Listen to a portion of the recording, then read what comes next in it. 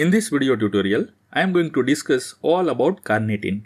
As we discussed in the previous video, carnitine is essential for transport of activated fatty acids, especially long chain and very long chain varieties into the mitochondria, where they undergo beta-oxidation to produce ATPs. So here is the question, where does our body get carnitine from? There are basically two sources. First, our body can synthesize carnitine.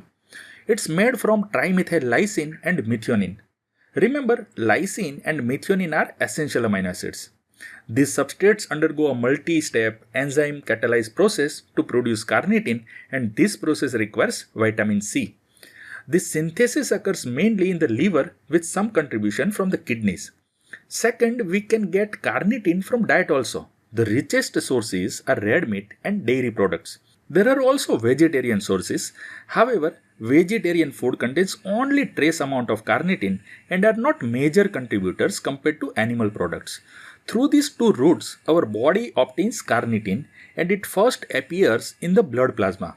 From here, carnitine gets distributed to various other tissues. Now, here is something important. The blood plasma is extracellular fluid, but carnitine is required inside the cells. Suppose this square represents the cell. So how does carnitine enters inside the cell?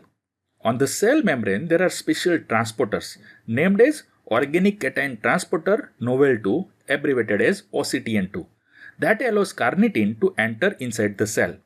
By this mechanism, tissues that cannot synthesize carnitine are still able to obtain it. A notable example is skeletal muscle and cardiac muscle.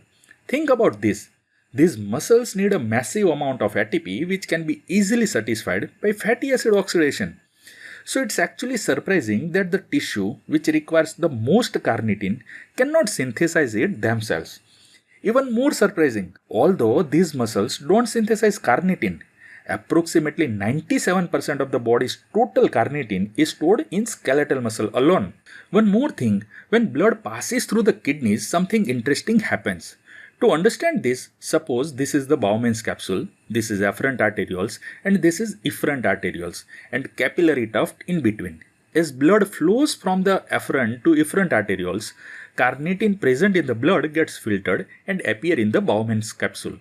But in proximal convoluted tubules, it is believed that here also the same transporter that cell uses, that is OCTN2, is present. And through this transporter, carnitine is almost completely reabsorbed.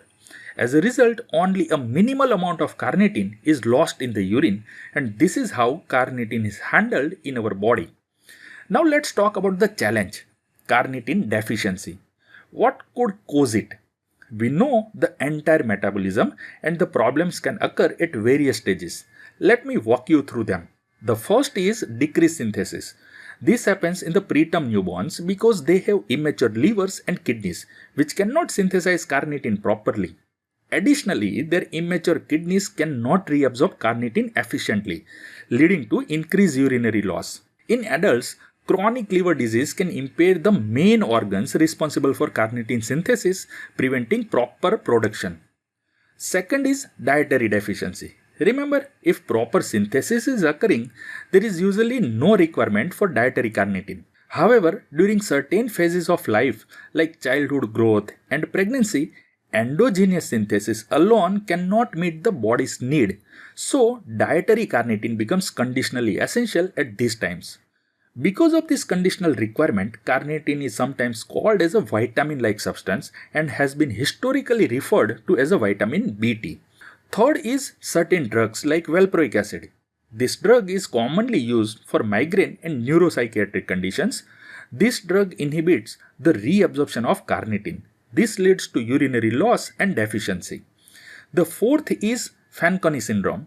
This kidney disorder causes defective proximal convoluted tubules. Many nutrients, including carnitine, are not reabsorbed, leading to urinary loss and deficiency. And the fifth one is hemodialysis. This hemodialysis procedure removes liquid waste products from the blood in patients with renal failure. Unfortunately, hemodialysis also removes carnitine along with the waste and leading to carnitine deficiency. And sixth is the defect in beta-oxidation. Here, total body carnitine level is normal, but there is a defect in beta-oxidation. As we discussed in the previous video, If beta oxidation is impaired, activated fatty acids accumulate. These accumulated activated fatty acids tend to bind with carnitine, leading to increased acyl carnitine levels. Whatever carnitine exists in the body becomes bound to these activated fatty acids, leaving very little free carnitine available.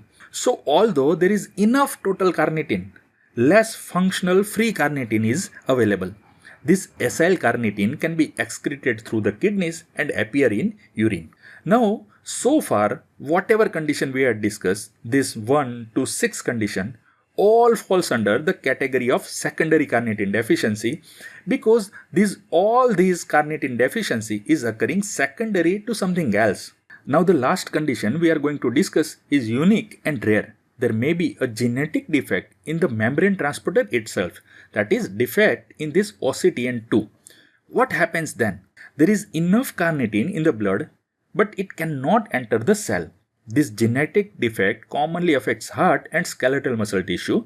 This is called primary carnitine deficiency. In this defect, we observe decreased intracellular carnitine level. But what about the blood carnitine level? It seems that it will remain normal, right? But no, it also decreases. Why? Because the same transporter is here in kidney also, and this is also defective. So there is an increased urinary loss of carnitine and this leads to decreased blood carnitine level. Now let's talk about clinical features. We know that carnitine is required for transporting activated long and very long chain fatty acids into mitochondria where it gets oxidized. So if carnitine is decreased, then fatty acids are not transported and so beta oxidation of long chain and very long chain fatty acids will be decreased. As we discussed in the previous video, decreased beta oxidation has a striking feature and that is non-ketotic hypoglycemia. Now, why does decreased beta oxidation leads to non-ketotic hypoglycemia? If you know the answer, please write it in the comment section below, and if you don't, I highly recommend watching my previous video where I conceptually explained this phenomena in detail. Other features include severe vomiting, and once again, this also explained in the previous video, so I won't repeat it over here. Decreased beta oxidation also leads to lipid accumulation. Why? Because fatty acids that are not undergoing beta oxidation will be used elsewhere like synthesis of cholesterol and synthesis of triacylglycerol. If this lipid accumulates in the liver, it can cause fatty liver. Since skeletal muscle cannot obtain enough ATPs due to low beta oxidation, muscle weakness also develops. Now what is the treatment? Obviously, oral supplementation of carnitine which helps in most cases of carnitine deficiency. And along with that, diet having low fat, more medium chain fatty acids and high carbohydrate should be given, and avoidance of fasting also helps. Now here is something interesting I want to mention. Many people take carnitine as a nutritional supplement, some to increase exercise tolerance, others to decrease cholesterol and triacylglycerol levels, and some to increase fertility. Some research also suggests that carnitine supplementation has a beneficial effect in treating myocardial dysfunction and AIDS, that is acquired immunodeficiency syndrome. But these are still in the research phase. So that's all about carnitine. I hope all the concepts are clear. If you have any questions or confusion, please write them in the comment section below. Thank you.